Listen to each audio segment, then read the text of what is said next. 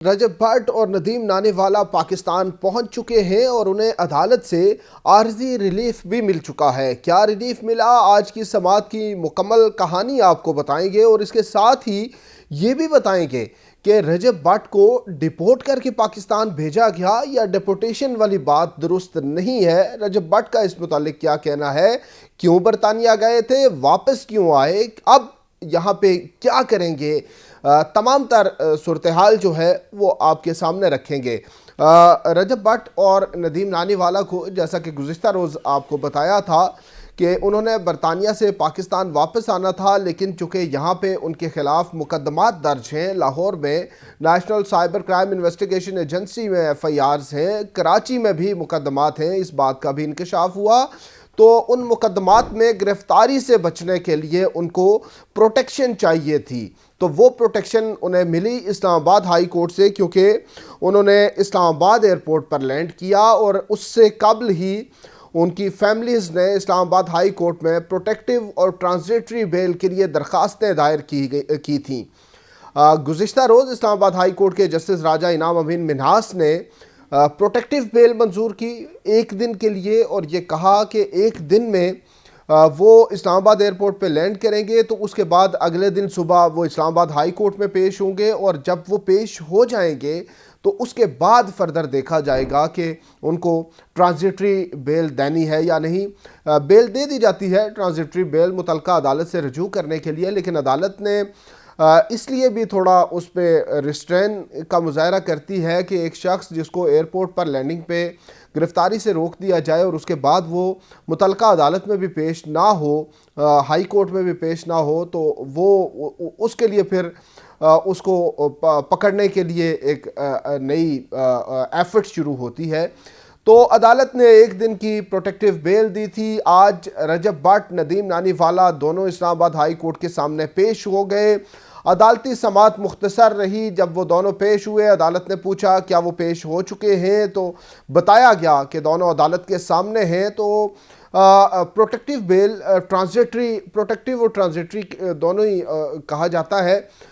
وہ بیل 15 دن کے لیے حاصل کرنے کی کوشش کی گئی۔ جو وکیل تھے ان دونوں ملزمان کے،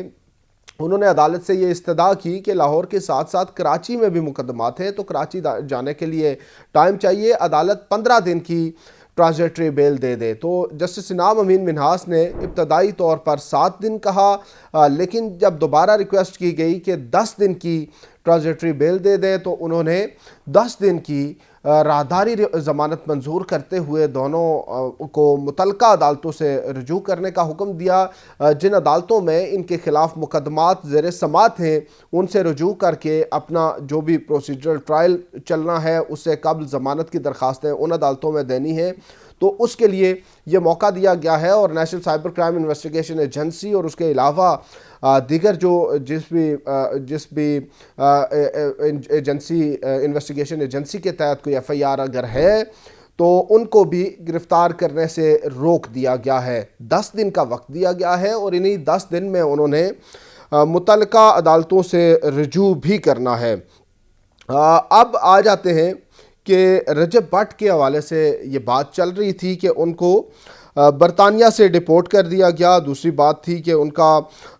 ویزا کینسل کر دیا گیا۔ تو آج جب وہ اسلام آباد ہائی کورٹ میں پیشی کے بعد جب وہاں سے فری ہوئے، ان کو عدالت سے ریلیف مل گیا، تو اس کے بعد وہاں پہ میڈیا روم ہے، وہاں جا کر ہم نے انہیں بٹھایا، ان سے بات چیت کی اور کچھ سوالات کیے۔ ان سوالات کے جواب میں ایک تو رجب بھٹ نے یہ بتایا کہ اب 10 دن ملے ہیں، ان 10 دنوں میں متعلقہ عدالتوں سے رجوع کریں گے، وہ تو ڈیفینیٹلی انہوں نے کرنا ہے، کورٹ کا آرڈر ہے۔ پھر یہ پوچھا گیا کہ کیا آپ کو ڈیپورٹ کر کے پاکستان بھیجا گیا ہے، تو اس پہ انہوں نے کہا کہ انہیں ڈیپورٹ نہیں کیا گیا، بلکہ ان کا ویزا کینسل کیا گیا ہے، کیونکہ پاکستان میں ان کے خلاف مقدمات ہیں اور یہاں سے پرسو کیا گیا برطانیہ میں، اور برطانیہ کا جو ہوم ڈپارٹمنٹ ہے وہ انہوں نے کہا کہ ان کے وہ اسٹرکٹنس ہے وہاں پہ، تو انہوں نے ان کا جو ویزا تھا وہ انہوں نے منسوخ کر دیا۔ ویزا منسوخی کے بعد ان کو واپس پاکستان بھیج دیا گیا۔ جو ڈیپورٹیشن والی بات تھی اس پہ انہوں نے کہا کہ ڈیپورٹ نہیں کیا گیا، اگر ڈیپورٹ کیا جاتا تو میں بزنس کلاس میں واپس پاکستان نہ آتا، میں بزنس کلاس میں واپس آیا ہوں۔ اب یہ بھی انہوں نے بتایا کہ وہاں پہ ان کے جو سالیسیٹر ہیں، جو وکیل ہیں، وہ اس پہ اپیل بھی کریں گے، اور جو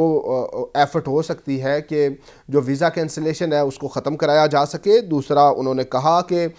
نام اسی ایل پہ ہے اگر تو یہ سدا بہار نہیں ہے،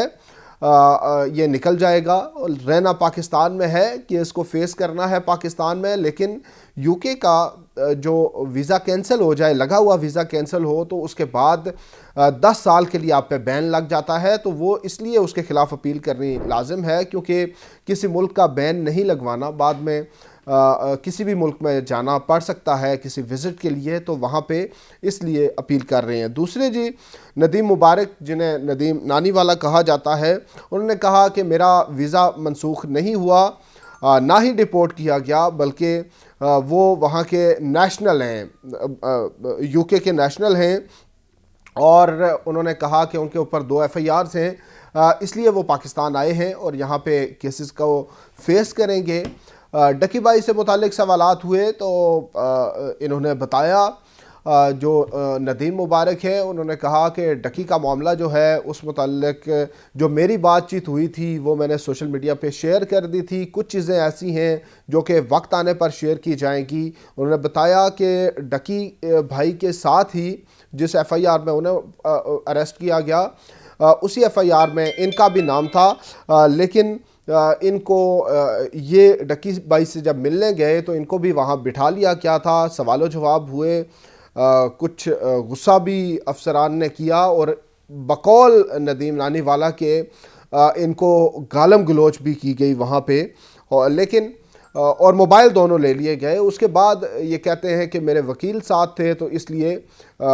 تھوڑے وقت کے بعد واپس آنے کی اجازت مل گئی تھی، لیکن یہ ایک بات کہی انہوں نے کہ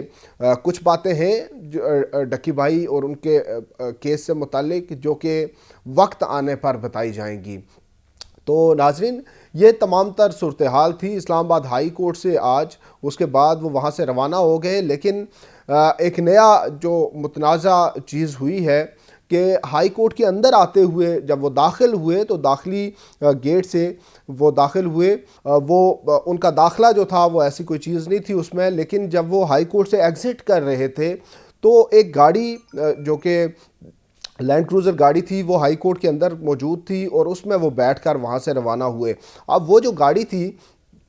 اس گاڑی کی نمبر پلیٹ بھی نہیں تھی، آگے نمبر پلیٹ بھی نہیں تھی، پیچھے بھی نہیں تھی، لیکن وہ گاڑی ہائی کورٹ کے اندر داخل ہوئی۔ یہ ایک بڑی ڈسپیوٹڈ سی چیز ہے، کیونکہ اس سے پہلے وزرائے اعظم کی گاڑیوں کو بھی ہائی کورٹ کے اندر داخلے سے روک دیا گیا، سابق وزرائے اعظم کی۔ تو لیکن آج رجب بٹ اور جو ندیم نانی والا ہیں وہ اسلام آباد ہائی کورٹ کے اندر سے ایک گاڑی میں باہر روانہ ہوئے، وہ گاڑی اس کی نمبر پلیٹ بھی نہیں تھی، اور یہ بھی بتایا گیا ہے کہ ایک وفاقی وزیر ہیں، ان کے قریبی آدمی جو ہیں وہ یہ گاڑی چلا رہے تھے اور انہی کی غالباً یہ گاڑی ہے۔ تو جب رجب بٹ سے پوچھا گیا کہ آپ کی گاڑی تو اندر آ گئی ہے، بڑے خوش نصیب ہیں، تو انہوں نے کہا کہ نہیں، یہ میری گاڑی نہیں ہے، بلکہ وہ ساتھ ہی جو ڈرائیو کر رہے تھے انہوں نے کہا کہ میری گاڑی ہے، میں نے ان کو لفٹ دی ہے۔ رجب بٹ نے بھی کہا کہ میں نے لفٹ لی ہے، اور وہ وہاں ہائی کورٹ سے روانہ ہو گئے۔ اب انہوں نے 10 دن کے اندر متعلقہ ٹرائل کورٹ سے رجوع کرنا ہے، اور وہاں پہ ان کا کیس فردر پروسیڈ کیا جائے گا۔